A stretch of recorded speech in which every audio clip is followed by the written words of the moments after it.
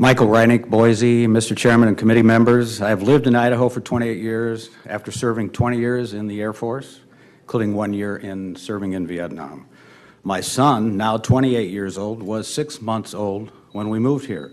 One of my four daughters was born here. My son, Ryan, is familiar with this state house. He interviewed Governor Batt as a sixth grader at Lowell Elementary. What a state where a son or any child can come and talk to the governor of the state for a half hour in his office. He sang in the rotunda down here. He graduated from Boise High, he graduated from Columbia, he's one PhD away, dissertation. It's a big leap to get a PhD from Princeton. He loves Idaho and he returns several times a year. But now, as a gay man, he will not return to Idaho to live. Why? He would not be secure here in his job and housing.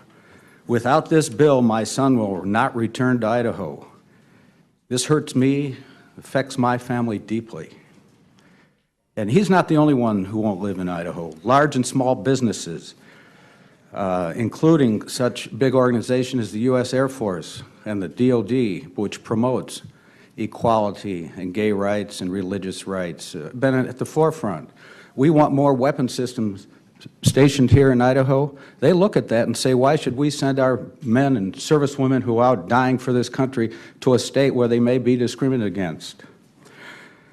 In any way, moving on quickly, there was one red herring during the hearing I'd like to address. I think the other ones have been addressed. And this was the issue regarding a father having sex with a daughter wanting to live as married in New Jersey. That was discussed quite a bit in the first or second day. Well, this is an example of a dysfunctional, sick family. This is nothing that has anything to do with discrimination in housing, employment, and accommodation based on gender or sexual orientation. Seconds. Well, in closing, we grapple with questions of identity and inequality and how we treat each other and people who are different than us. We as Idahoans are strongest when we see the inherent dignity in every human being. Our state is strongest when we uphold our equal equality. So that's what unifies us. Do we act with compassion and empathy?